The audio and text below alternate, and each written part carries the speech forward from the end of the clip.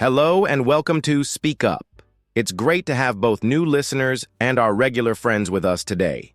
I'm your host, Ryan, and I'm excited to share some practical steps on how we can train our brains to think directly in English.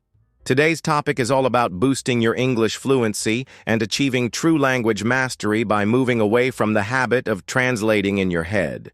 We're going to talk about why thinking in English makes communication smoother, how it can simplify learning, and some real ways to start practicing this skill immediately. This episode is especially for everyone who is eager to improve their English. Stay tuned as we break down clear, helpful strategies that you can start using right away. Hi everyone, I'm Priya, and I'm really glad you're here with us on Speak Up. Today we're discussing how to change the way we use our minds to boost our English skills.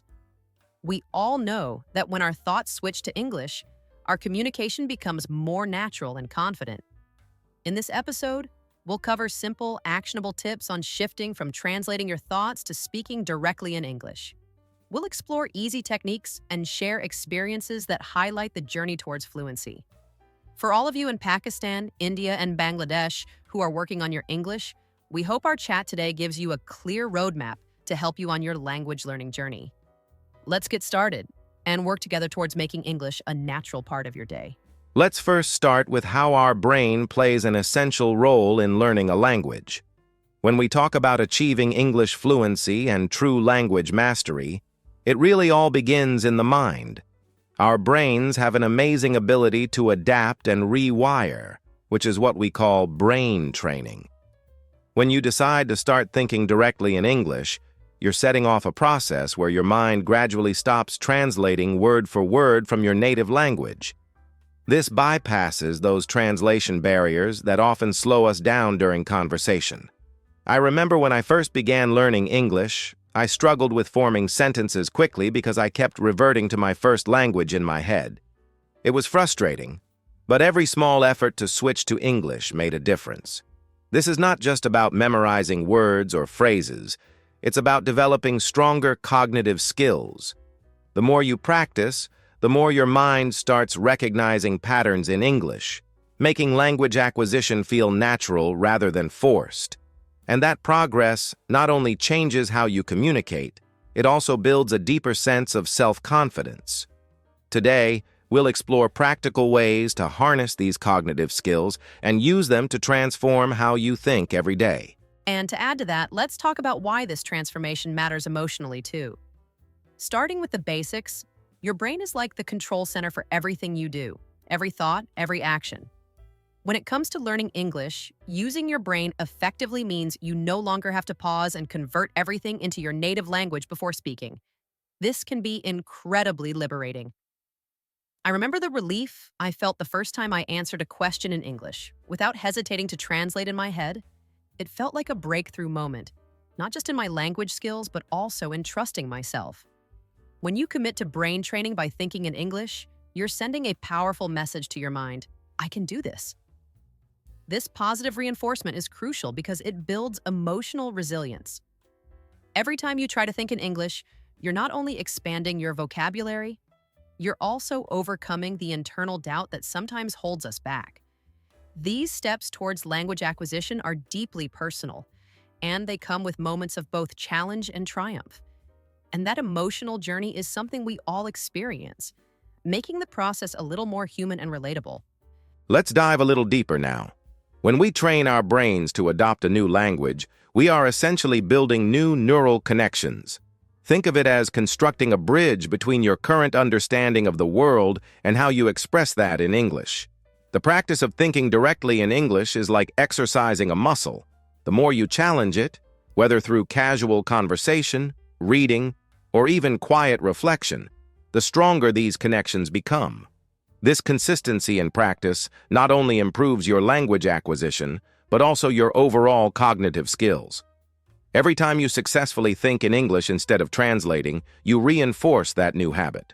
And with regular practice, this habit becomes second nature. It helps reduce moments of hesitation and even those feelings of anxiety about making mistakes. I truly believe that this process is as much about emotional growth as it is about academic learning. Each little win sets off a positive feedback loop, making you feel more at ease with English and more motivated to keep pushing forward. That sense of progress can be really empowering, turning the challenge into a rewarding experience. Right, and continuing from that idea, let's reflect on how this cognitive transformation impacts our day-to-day lives. When you train your brain to think in English, you're not just learning a language, you're changing how you see and interact with the world.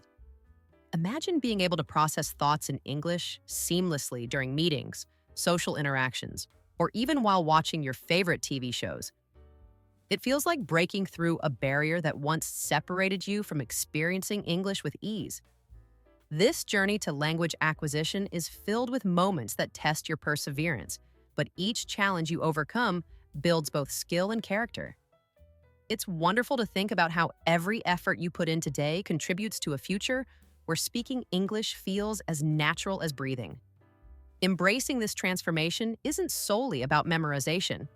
It's about developing emotional strength, boosting your confidence, and creating a new connection with the language. Remember, every time you choose to think in English, you're investing in your future self, making every moment of practice count.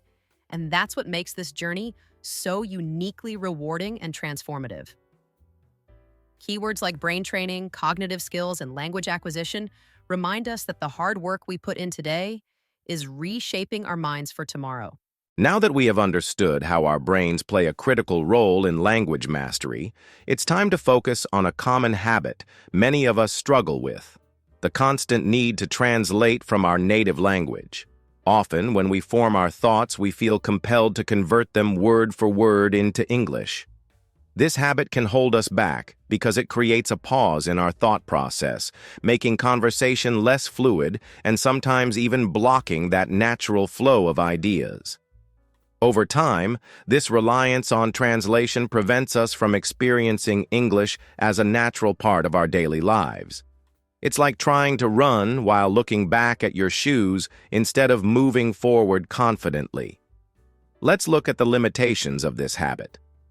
When you're busy translating in your head, you not only lose precious time, but also risk missing nuances and emotions embedded in the conversation. This often leads to missed opportunities for a deeper connection with the language, as well as moments of frustration and self-doubt. The good news is that changing this habit isn't about forgetting your native language. It's about choosing to prioritize English in your thought process. Through deliberate practice and a mindset shift, you can gradually transition into a mode of direct thinking. Simple steps, such as labeling everyday objects in English or mentally narrating your daily tasks, can set you on the right path. By immersing yourself in English consistently, your brain begins to build new pathways that allow for immediate association, making it easier to express your ideas without the intermediary step of translation. This process not only enhances your language skills, but also builds emotional strength and confidence over time. Now that Ryan has set the stage by explaining the challenges of constant translation and its limitations, let's talk about making that crucial shift to direct thinking. We all know how comfortable it is to rely on our native language, but sometimes that comfort zone keeps us from truly embracing English as our primary language of thought. When you deliberately choose to think in English, you're stepping out of your comfort zone and into an environment where language immersion happens naturally at home, at work, or even when you're relaxing. A practical way to begin this shift is to start small and gradually replace your translation habit with direct thought. For example, try to describe your surroundings or feelings in English as soon as you notice them. Even if it feels a bit challenging at first, these small steps add up over time. Start with familiar phrases and everyday expressions until your mind naturally begins to associate those concepts with English words. This is what we call a mindset shift, changing the way you approach language on a fundamental level. Alongside this, embracing language immersion by spending time with English media, joining discussion groups, or simply engaging in conversations with fellow learners can accelerate your progress. It's important to be kind to yourself during this journey. There might be moments of hesitation or even mistakes, but every effort is a step toward fluency. Remember, changing a long-held habit takes time and persistence, but each small victory builds your confidence and reinforces your ability to think directly in English. Now, having set the foundation with our initial thoughts on overcoming translation, let's build on those ideas by exploring more strategies for a mindset shift. It's clear that leaving behind the familiar process of translating word for word requires determination and practice. One effective method is to create a mental habit of pausing and then expressing your thoughts in English before speaking. For instance, if you catch yourself starting to translate, gently remind yourself to switch gears. Over time, this gentle correction helps your brain form a new habit. It's like learning a new routine. Each repetition reinforces a fresh mental pathway that favors direct thinking over translation. Another practical step is to integrate fun and engaging activities that naturally encourage English thinking. Try watching a short video in English and then summarizing it to yourself, or write a quick note about something interesting you experienced during the day entirely in English. These activities might seem simple, but they're very effective in building direct language processing. The key here is consistency. Regular practice turns what initially feels awkward into second nature. Emotionally, every time you succeed, you build self-trust and lower the anxiety associated with making mistakes. Each successful moment is a reminder that you are capable of learning and growing, and that every effort you put in pushes you further away from that old habit of constant translation. With every practice session, you're not just learning English, you're also learning to trust your abilities and embrace a new, confident version of yourself. And now, continuing naturally from where Ryan left off, let's tie these ideas together by focusing on how to make this mindset change an integral part of your everyday life. Think of it as a transition, a gentle shift from relying on translation to fully experiencing life in English. One useful trick is to immerse yourself in environments where English is the primary language. This could be as simple as joining an online community or participating in a language exchange. Surrounding yourself with English speakers or content forces you to adapt and engage directly with the language. Over time, this immersion makes it easier to think in English without that internal translation pause. It can feel a bit challenging when you first start, especially as you might worry about getting things wrong. But here's the encouraging part. Mistakes are part of the learning process. Every error is a stepping stone to more robust language skills and a sign that you are actively reshaping your thought process. As you continue to practice, direct thinking in English will feel more natural and less forced. Celebrate those small moments when you effortlessly form a sentence or think through a problem in English. These wins are proof that your mindset shift is working. It's important to be patient and compassionate with yourself through this change. Embrace the journey as an exciting part of your personal growth. Remember, the keywords mindset shift, direct thinking, and language immersion aren't just technical terms. They encapsulate a powerful process that builds not only language skills, but also inner confidence and resilience. I hope you can see how every conscious effort to think in English contributes to a smoother, more fulfilling learning experience. All right. Now that we've talked about shifting your mindset from translation to direct thinking, let's take it a step further and understand how your brain actually learns a new language. This part is really fascinating because it's backed by science, and once you know how your brain works, it gets easier to trust the process. So let's break it down simply. When we're learning a new language, like English, our brain starts building new neural pathways. These are like little roads or connections in the brain. In the beginning, these roads are weak, like small trails in a forest. But with repeated use, those trails become stronger and more permanent, just like a well-traveled highway.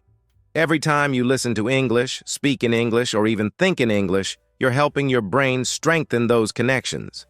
This process is part of cognitive language learning. It's not just about memorizing words.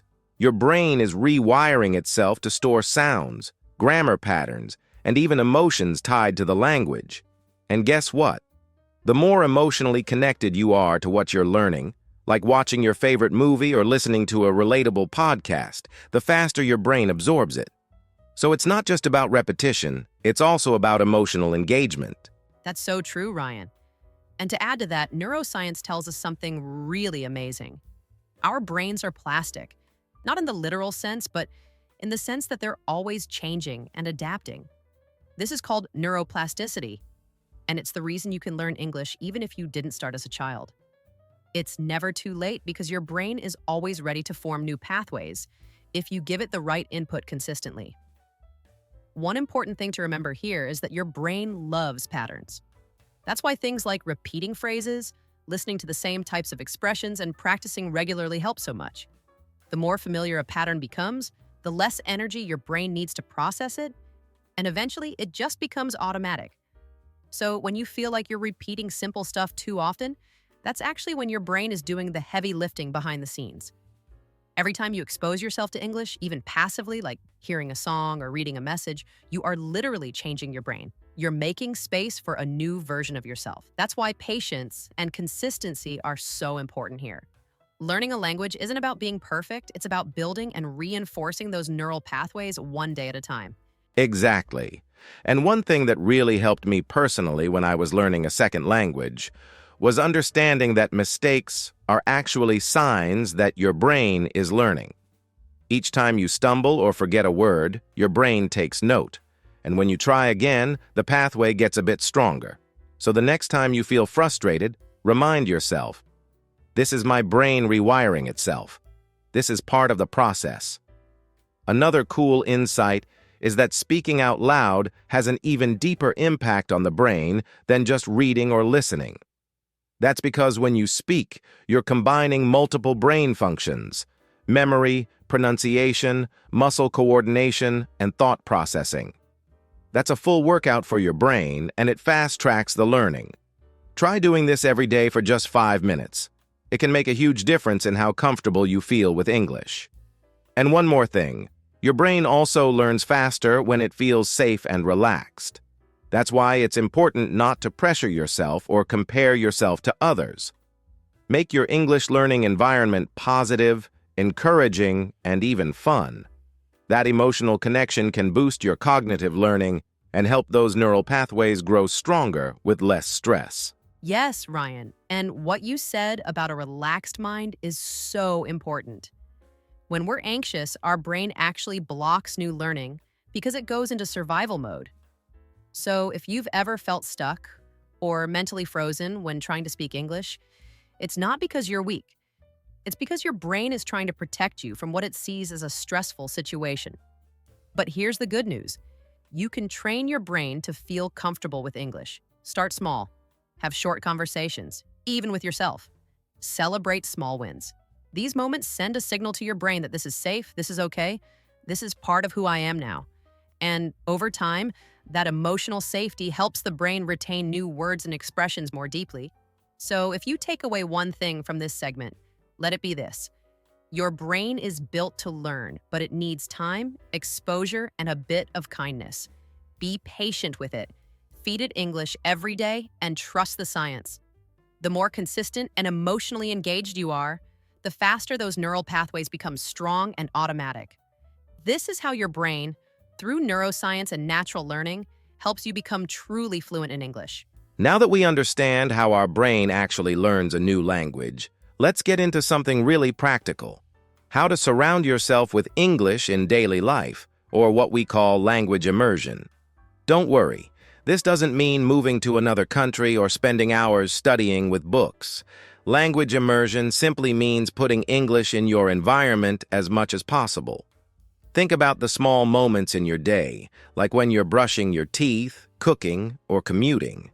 These are perfect opportunities to listen to an English podcast, play a YouTube video, or just think in English.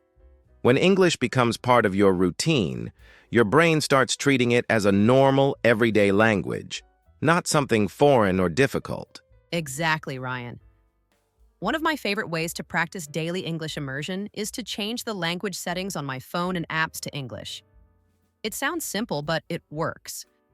Every time I check notifications or scroll through my messages, I'm seeing English words, and that helps train my brain. Another helpful trick is using Post-it notes around the house. Label your mirror, door, fridge, anything you use daily with English words. That way, even when you're just living your life, you're getting exposed to vocabulary again and again. It's a small effort, but over time, these small things really stick. That's a great point, Priya. And another very powerful immersion technique is self-talk. I know it might feel weird at first, but talking to yourself in English, like thinking out loud when you're planning your day or deciding what to wear, can make a huge difference. When you talk to yourself, there's no pressure. You can repeat phrases, try out new expressions, and make mistakes safely. This trains your brain to think in English without translating. It might feel silly, but honestly, it's one of the most underrated tools for immersive learning. Yes, I do that all the time. And I also recommend people to watch content you love, but in English. If you enjoy cooking, watch cooking videos in English. If you love drama or romance, find English TV shows or movies with subtitles. The key is to keep it fun and relatable. The more emotionally connected you are to the content, the faster your brain picks up on the language patterns. This kind of learning is natural. You're not forcing yourself to memorize boring grammar. You're just living your life, but in English. That's what real language immersion looks like. Here's another tip that really worked for a friend of mine. Find an English-speaking buddy. It doesn't have to be someone fluent, just someone who's also learning. Set up a time to talk for 10 minutes daily, maybe over WhatsApp or Zoom, and speak only in English. You can talk about your day, discuss a movie, or even read something out loud together. Having someone to share the learning journey with not only keeps you motivated, but also gives you a safe space to practice. Remember, fluency doesn't come from studying alone. It comes from using the language consistently. I love that idea, Ryan. And I'll just add this from the heart. Don't be afraid to make English a part of your identity. It's okay to mix it with your native language in the beginning. It's okay to fumble. But keep going. When you start listening, speaking, and even thinking in English every day, you're creating a new version of yourself. Someone more confident, expressive, and globally connected. So whether it's through music, conversations, journaling, or just thinking out loud, immerse yourself fully. Your environment plays a huge role in how fast you learn. And with every small step, your brain is growing, your confidence is building, and English is becoming part of your world. All right, so now that we've talked about immersing yourself in English daily, let's take it a step further. Let's talk about what you can do. Simple but powerful exercises that train your brain to start thinking in English. The first and probably the easiest is self-talk. And no, you're not going crazy. Just speak to yourself in English, maybe while doing chores or when you're getting ready in the morning. Say things like, "I'm brushing my teeth," or "I have to finish work by 6 p.m. These small sentences build a rhythm in your mind, and soon your brain starts forming thoughts in English naturally, without translation. Yes, Ryan, I completely agree. Self-talk is such a game changer. And if someone feels shy doing that out loud, even just thinking in English silently works really well. Another great exercise is journaling. Just grab a notebook and every night write a few sentences about your day. Nothing fancy.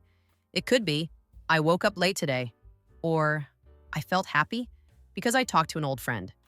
This habit not only helps your writing skills, but it also helps your brain organize thoughts directly in English. And the best part, you're expressing your real feelings. That emotional connection makes the learning stick. That's such a good point, Priya. When you bring real emotions into learning, it becomes personal, and the brain remembers it more deeply. Another great exercise is mental simulation. Let's say you're about to go to a shop. Try to think of how the conversation will go in English. Like, "Can I get a bag of rice?" Or, "How much does this cost?" These are real-life situations you can rehearse in your mind. This kind of mental practice helps prepare your brain for actual speaking moments. It builds confidence and makes you feel ready instead of nervous. Yes, and it's so practical. One more tip I'd love to share is using voice notes. Record yourself speaking English, maybe about your goals, your daily routine, or just your thoughts. Then listen to it later. It helps in two ways. You notice your own mistakes and also hear how much you're improving over time. These little self-recordings are like your personal learning diary. And believe me, hearing yourself speak English builds a special kind of motivation. You'll feel proud, and that pride pushes you to keep going. You are. Absolutely. And here's something I tell my students. Don't wait for the perfect sentence. Just speak or write whatever comes to your mind. Language learning is messy in the beginning, and that's okay. The goal isn't perfection, it's consistency. When you practice these exercises, self-talk, journaling, mental rehearsal, recording, you're rewiring your brain to think in English step by step. And each time you repeat them, your brain gets faster and more natural at switching to English without effort. And one last thing from me, be patient with yourself. Some days it will feel easy, and some days your mind will go blank. That's normal. But these practical exercises are your anchor. If you stick to even one of them every day, you're moving forward. Thinking in English isn't magic. It's a muscle. And like any muscle, it grows with daily, gentle use. Be kind to yourself, stay curious, and celebrate even the small wins. That's how you build a real, lasting connection with the language. So far, we've worked on exercises like journaling and self-talk. Now, let's go a bit deeper into how we store and remember English in our minds. Because let's be honest, forgetting words is frustrating. One very effective tool is visualization. It simply means trying to see the meaning of a word or sentence in your mind. For example, if you learn the word apple, don't just memorize the spelling. Picture a bright red apple in your mind. The more senses you connect to a word, like its color, taste, shape, the better your brain will remember it naturally. Yes, Ryan, that's so true. Our brain remembers pictures faster than text. I still remember how I learned the word raincoat. I imagined myself wearing a yellow raincoat on a rainy day, and boom, that image never left me. This kind of memory association really works. Try connecting new English words with pictures, emotions, or even personal experiences. Like, if you hear the word happy, think of a real moment when you felt happy. That emotional connection helps your brain lock the word in more deeply. It's not just memorizing anymore, it becomes part of you. Exactly. And there's another cool method called mind mapping. It's like drawing a little web of connected words. Start with one word in the center, like travel, and draw lines connecting to other words like airport, luggage, passport, destination. This helps your brain group related vocabulary, which makes it easier to recall when you're speaking or writing. It's a simple trick, but it helps your brain understand how words fit together in real-life situations. You don't need any special tools, just a pen, paper, and a few minutes a day. That's a great one. And even making small stories using new words can help. Let's say you want to remember breakfast, rush, and bus. You could picture a quick little scene. I'm rushing to eat breakfast because I might miss my bus. Just making this short mental movie with words you want to learn keeps it fun and memorable. When you learn this way, you're not forcing English into your brain, you're inviting it in. That's the beauty of visualization. It turns learning into something playful and creative, not something stressful. Absolutely, and here's one more trick. Use your surroundings. If you're learning the word mirror, actually look at the mirror and say it out loud. If it's door, go touch the door and repeat the word. Connecting English words to real objects around you builds muscle memory, and that's very powerful for long-term retention. And don't worry if it feels awkward. With time, this becomes second nature. It's all about building natural, personal links between the words and your world. Yes, and just to add, make it emotional, make it personal. The more a word means something to you, the harder it is to forget. If a word reminds you of your childhood, your family, or a dream you have, hold on to that. That's your brain saying, hey, this is important. Let's keep it. So don't just learn words, feel them, see them, and live them. That's how they move from your notebook to your actual thinking. Okay, so we've talked about how your brain can learn through pictures, stories, and real-life objects, but now let's talk about something we all use every single day, technology. There are so many great language apps out there like Duolingo, Memrise, Babbel, and even YouTube channels that are specifically designed for English learners. These platforms don't just teach you words, they train your brain to think in English using quizzes, mini conversations, and fast recall exercises. And honestly, doing this for just 15 minutes a day can make a big difference. Right, Ryan.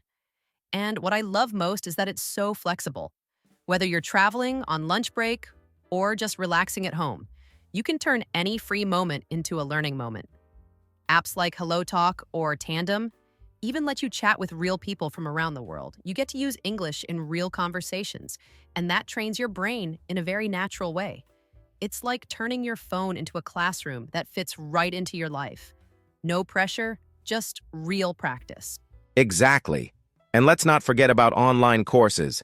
Platforms like Coursera, Udemy, or BBC Learning English offer structured lessons on vocabulary, grammar, pronunciation, even thinking in English. These are guided, so you don't feel lost. Plus, they often come with interactive tasks, which keep your brain active and engaged.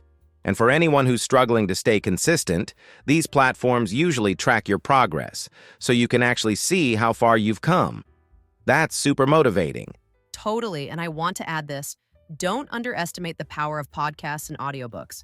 Listening to English while doing chores or going for a walk helps your brain absorb the rhythm of the language. Apps like Spotify or Audible have thousands of hours of English content for all levels. So whether it's an app, a course, or just your favorite English podcast, technology can be your language coach, always ready to help you stay on track, stay inspired, and most importantly, keep thinking in English. Now that we've talked about apps and tools, let's move on to something even more important, using English in real life. Because let's face it, no matter how many words you learn, it doesn't really stick unless you use them in everyday situations. Let's start simple. Think about something you do often, like ordering food. Try placing your order in English, even if it's just in your mind. Instead of thinking, "Ek burger chahiye," shift it to, "I'd like one burger, please."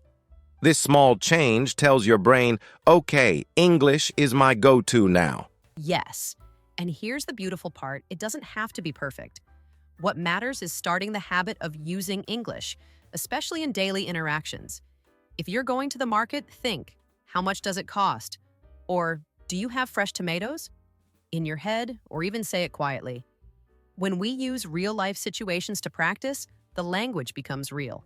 It's not just something we study, it's something we live. And that's when your brain truly begins to accept English as part of your daily routine. Exactly. And here's another powerful tip. Speak English with your friends or family members who are also trying to improve.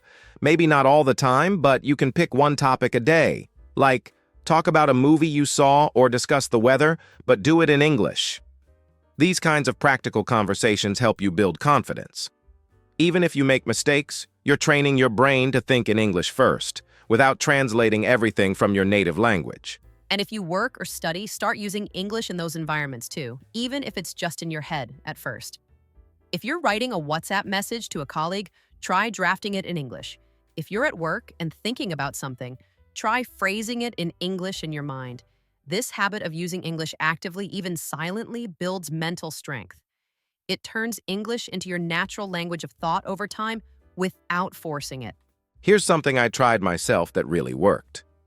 I used to simulate situations in my head, like pretending I was at an airport or booking a hotel room, and I would walk myself through the conversation in English. This kind of self-practice is super helpful. It gives you real-life preparation without any fear of being judged. And the more you do it, the more natural it feels to think and respond in English, just like you do in your mother tongue. That's powerful, Ryan. And to everyone listening, I want to say this. Don't wait for the perfect moment to use English. Use it in the small, imperfect, everyday moments. That's where real learning happens. Whether you're buying vegetables or chatting with a friend, those little steps are the game changers. So from today, let's not just study English, let's live it.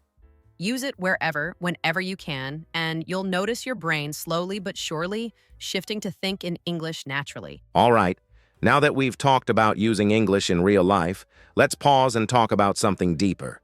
Something many learners feel but don't always say out loud: fear. A lot of people are afraid of making mistakes.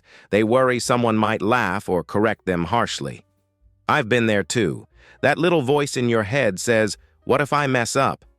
But here's the truth. Mistakes are part of learning.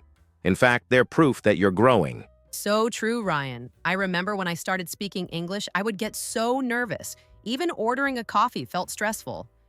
But then I realized everyone who speaks English today was once a beginner. Even native speakers mess up sometimes. The goal isn't to be perfect, it's to keep going. That fear you feel, it's normal, but don't let it stop you. Let it push you.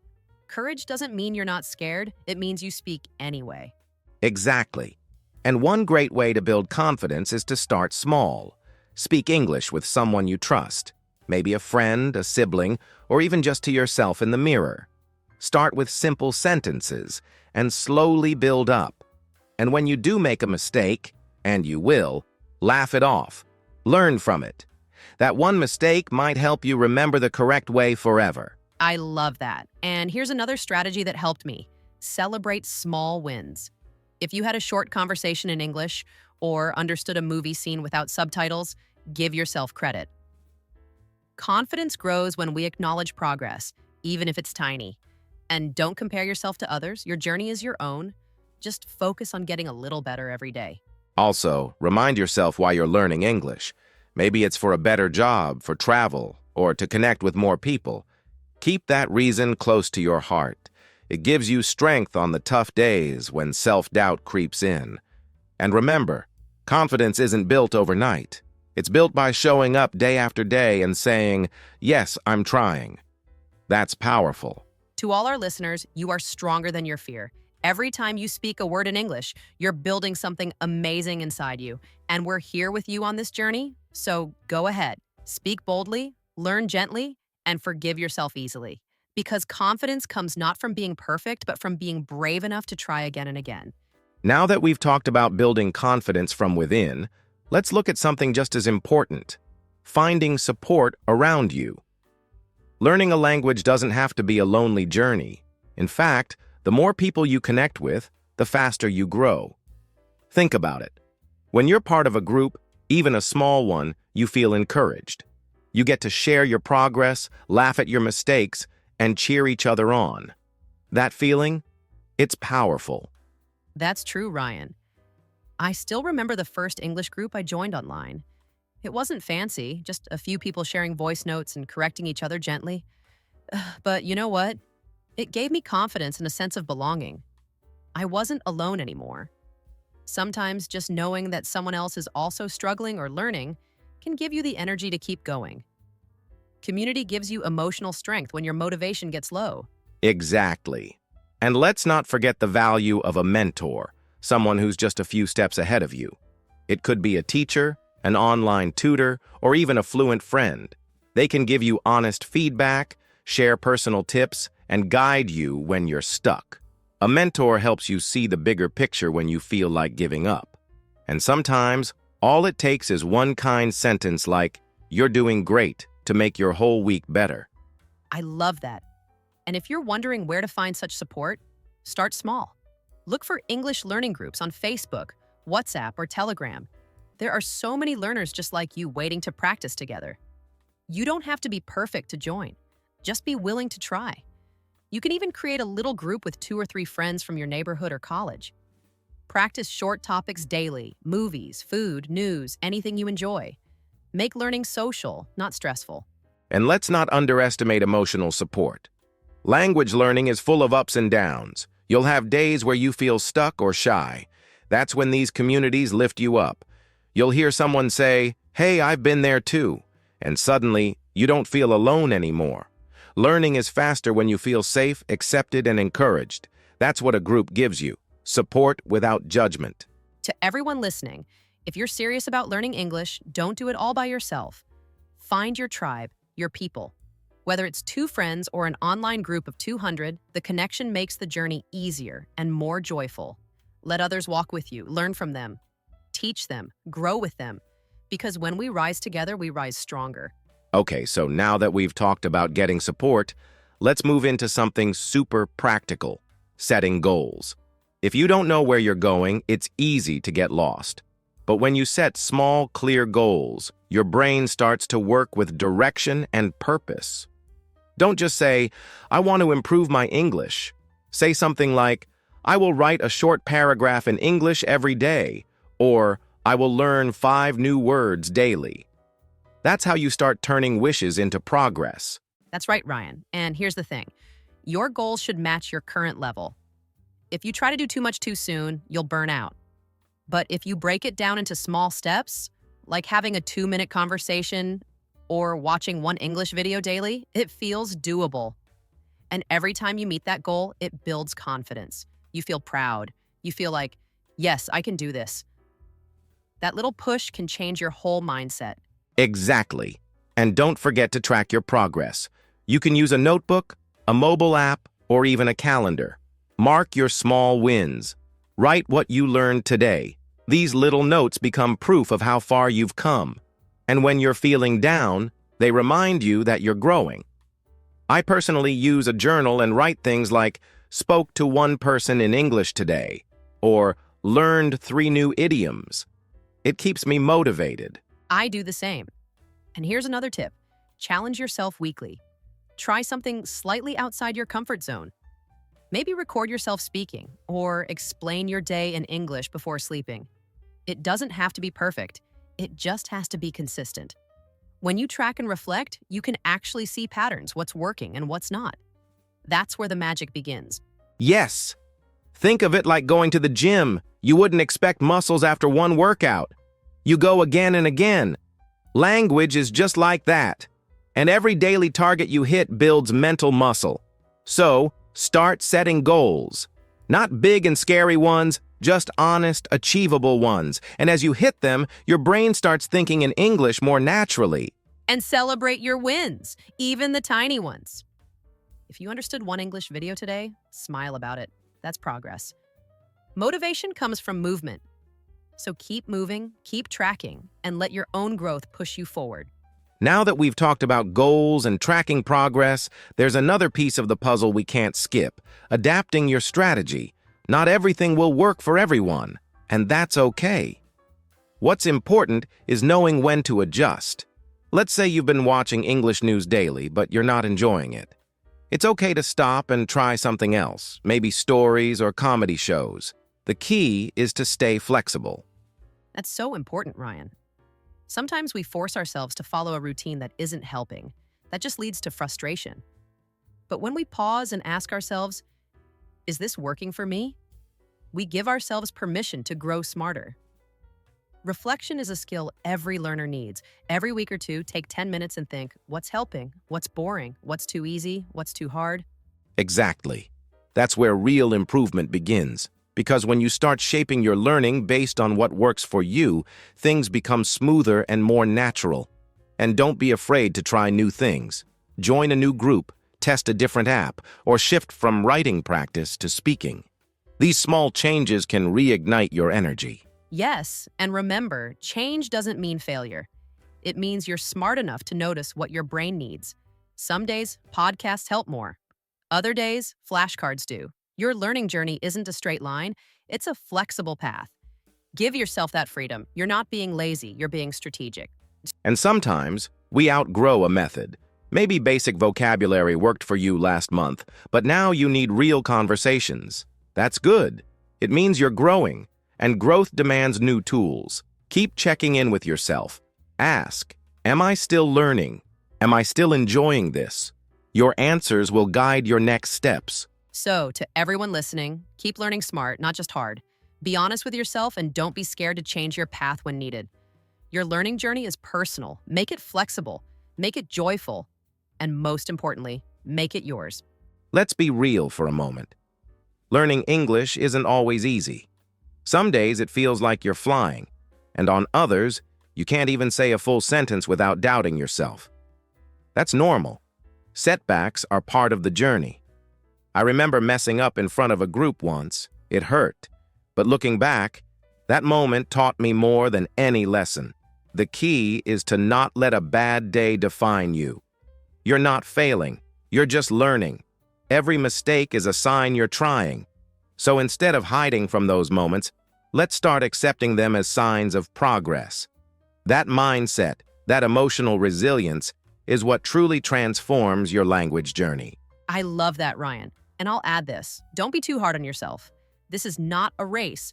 It's okay to feel tired, to lose motivation, to take a step back and breathe. We all go through that.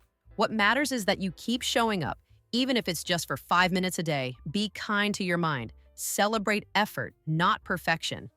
When you make peace with the ups and downs, English stops feeling like a burden and starts becoming a part of your identity. That's emotional growth. That's real progress. All right, let's tie it all together. Not with a big speech, just a gentle reminder. Thinking in English doesn't happen overnight. But when you shift your mindset, practice immersion daily, do small cognitive exercises like journaling or self-talk, and surround yourself with support, you're actually reprogramming your brain for fluency. It's a step-by-step evolving journey. There's no finish line, just constant, real improvement. And that's the beauty of it. Exactly. Whether it's setting goals, tracking your wins, adapting your methods, or just showing up on tough days, everything you're doing is shaping the way your mind processes English. And that shift, it's not just about language. It's about becoming more confident, more connected, and more open to the world. So stay curious, stay kind to yourself, and keep training your brain because your fluency is already in motion.